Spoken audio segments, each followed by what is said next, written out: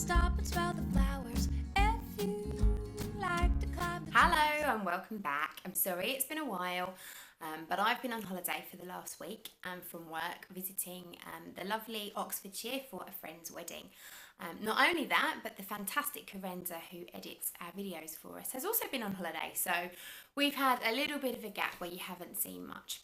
So we're here today, or I'm here today should I say, to film and show you some of my makes that I've been busy working on. And the first thing that I want to show you is my fabulous pink vintage skirt. So let's have a little look, shall we? So I've been wearing this all day today. It's super duper twirly, as you can see, really full.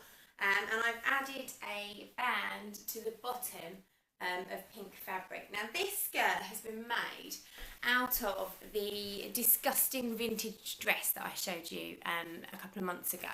It was all unpicked, and once it got unpicked I could see that there was a really long stretch of fabric. It had had loads of pleats and gathers put in it into the dress, and so I decided to unpick it all, make myself a waistband and turn it into a nice midi skirt. Now what you can't see up close is the fact that none of the seams line up on this skirt. The reason being is the front panel originally, if you have a look, one side seam is here and one side seam is here. So if you undid the gathers, you can see there's probably, I don't know, 3/4 metre of fabric there. Now bear in mind that from this side seam to the back side seam, check that out, there's probably 1.5 metres. And it's exactly the same on the other side. So I originally started pleating this into the waistband, thinking I'd have some nice box pleats, but then when it came to doing the back, I had masses of fabric and I realised it just wasn't going to work. So I've gathered the whole thing into the waistband. It does mean that I've got 2 side seams that aren't quite on the side. And when I put the waistband on, I used this lovely just plain pink cotton that I had in my stash. I then decided it wasn't quite long enough, it was just skimming my knees and it wasn't the right length for me. So I made myself a strip to go along the bottom. And again with that, I only had 1/2 metre of fabric just to get my waistband and that band from. So I've really just had to make the absolute most of it, make the longest strip that I could. And so there is some random joins.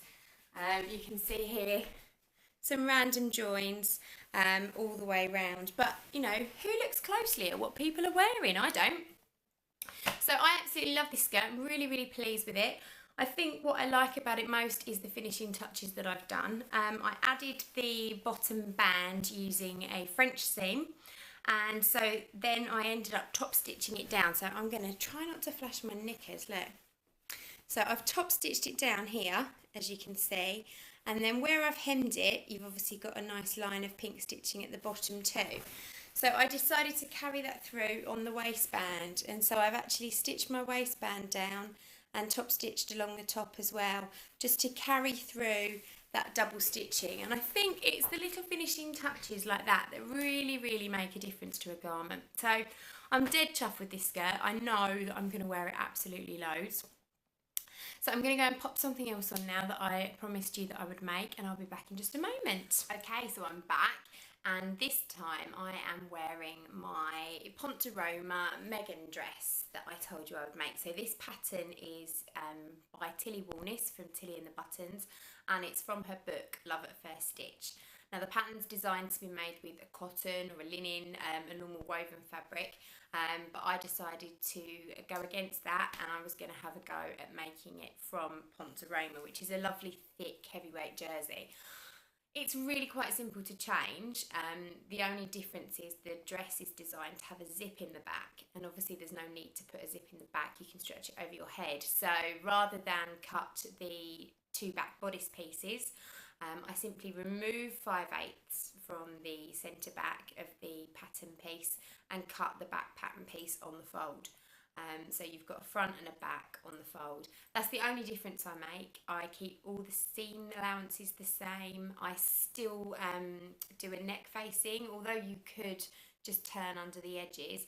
I still like to do a neck facing. I haven't interfaced it, I don't think. No, I haven't interfaced it because it's quite heavyweight anyway.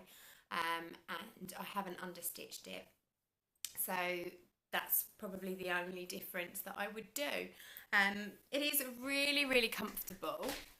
So as you can see, it's got its lovely fitted waist. It's got darts in the waistband and darts in the back. And then the bodice, instead of darts, it's got these lovely little pleat tucks here, which just sit nicely in line. The sleeves are quite poofy when you set them in. They're quite puffy, which I really like. Some people don't. But what I have realised is that since I last made a Megan dress back in December, I was making the size 5.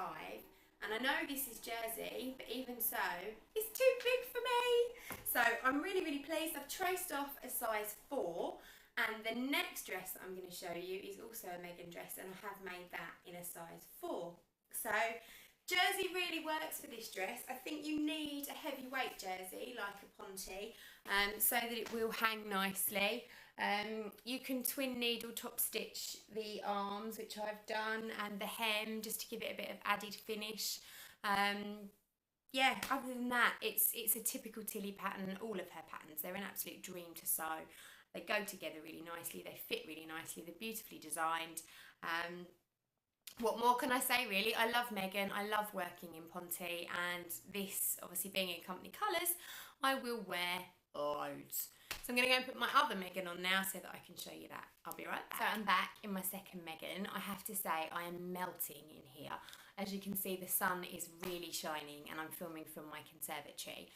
It's Friday afternoon and the children are at after school club, so I've snuck home early from work so that I can film this for you. I've got to keep all the windows closed, otherwise all the neighbours think I'm nuts. But in the meantime, I'm absolutely melting.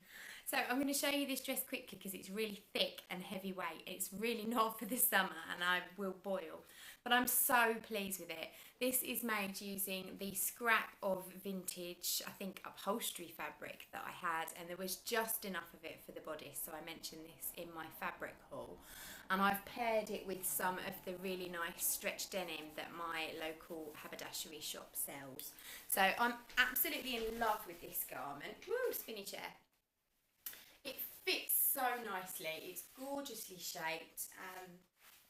As I said, you can't go wrong with a Tilly pattern, really. This is a size 4.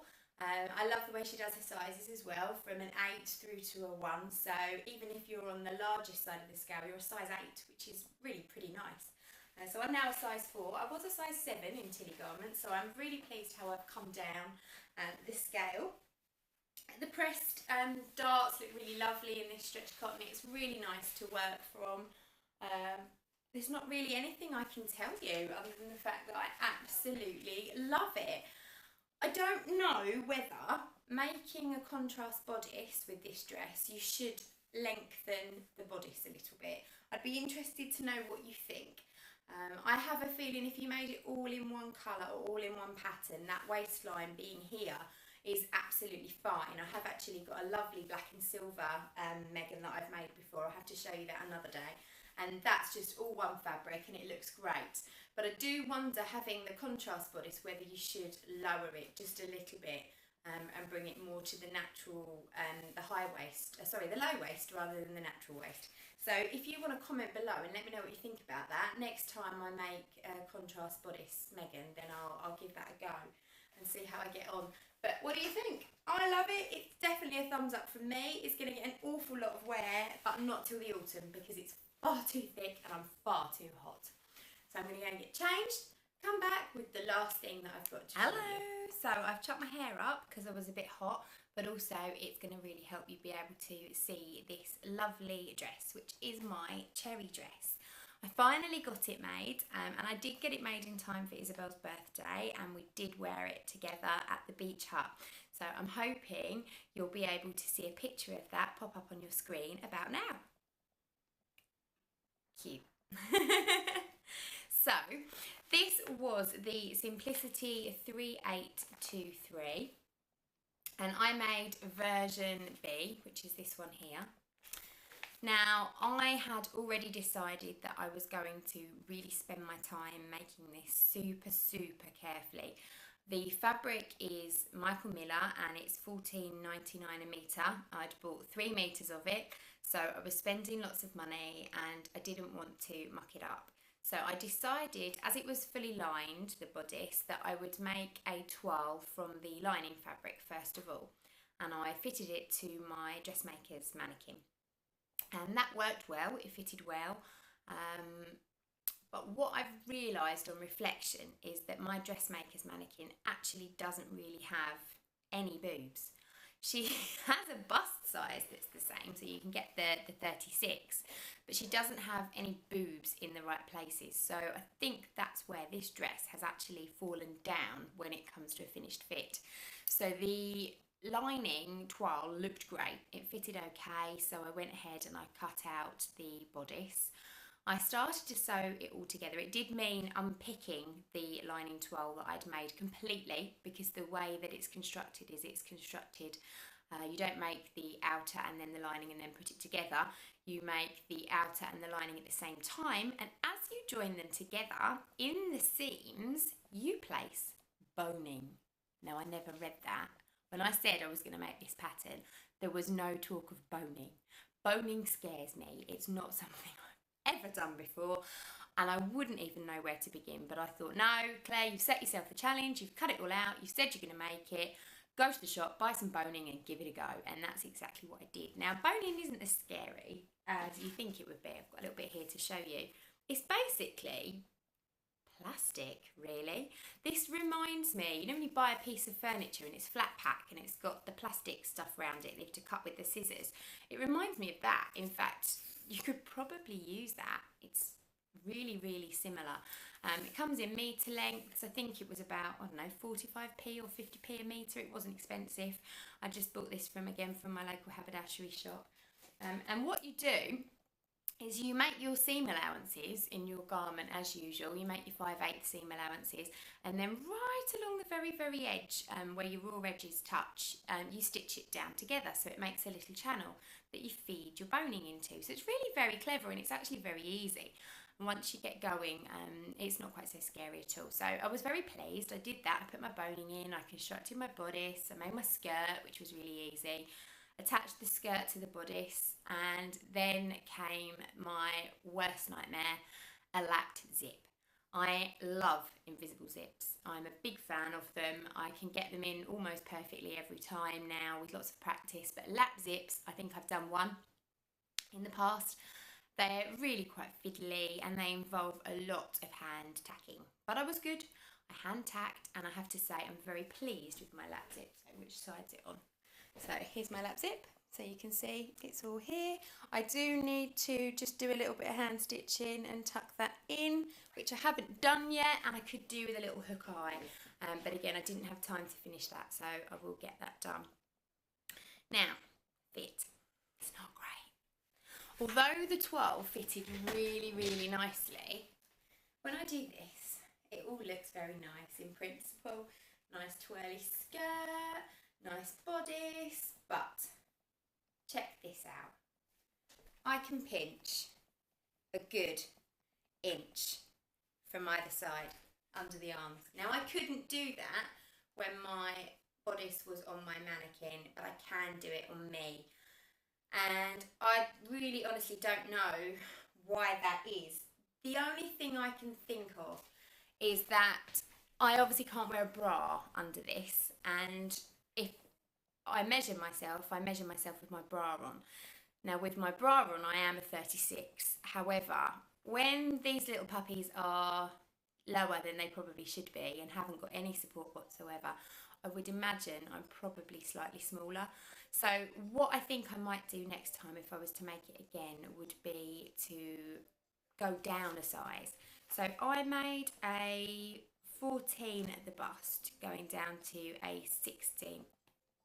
Sorry, can you hear that? I think my little boy set the alarm on the iPad. I'll be back in just 1 second. Sorry, he's been setting timers and alarms on everything in this house. It's been driving us mad. So, anyway, where was I? Yes, so when I measure my boobs, I measure them with a bra on. So, without a bra, I think they're going to come up considerably smaller. So, I made a 14 at the bust and I graded out to a 16 at the waist, which is pretty standard for me with simplicity and new look patterns. But if you go down a bust size, it takes you to a 34. Now it's probably a little bit small. I mean, there's 2 inches there, but I did say, didn't I can easily pinch an inch either side. The fact as well that it's halter neck and there's plenty of room to place a boob, and my boobs aren't particularly big, I think I would get away with it. So I think next time when I make this dress, I'm just going to say hell for it and just go for it and try again, because I do really love it. The style's fantastic. It's gorgeous for the summer. I love it when you've got, your shoulders on a nice tan, you've got a lovely big bow at the back, and it's ever so swirly. It's really comfy, but this really bothers me. And I think I'm going to have to just kind of do a bit of fiddling around and maybe put a little dart in by hand just to fix that. Otherwise I don't see me ever wearing this dress again, which would be a real shame.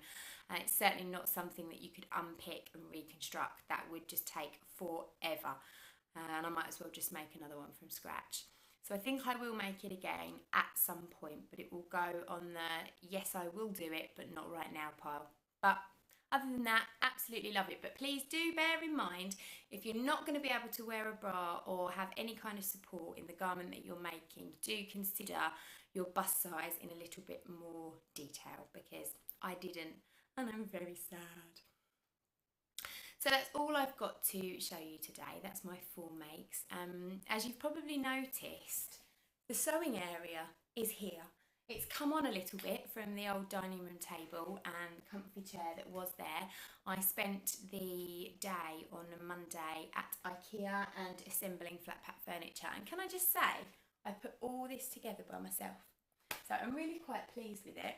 It's still very much a work in progress. I will at some point give you a little guided tour of my sewing area and what's in it, but I think I'm going to wait for a good few weeks yet. In a couple of weeks we're having a new kitchen put in, and the kitchens are that way, and it all kind of blends in.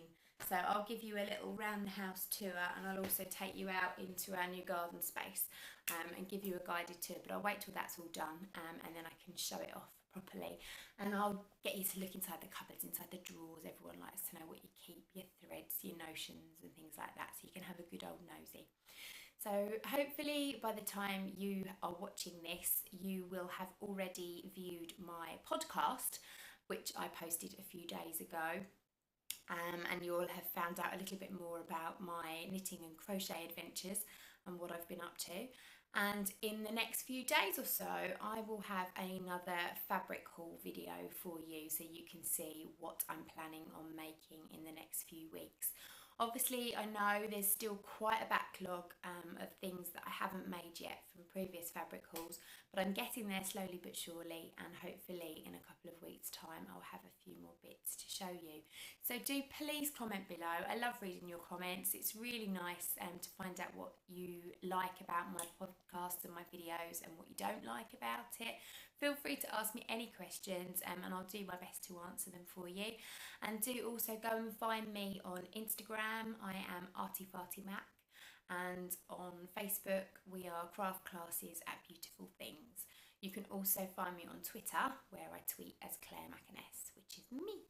So I'll say bye for now, and I'll see you again soon. Take care. Bye bye.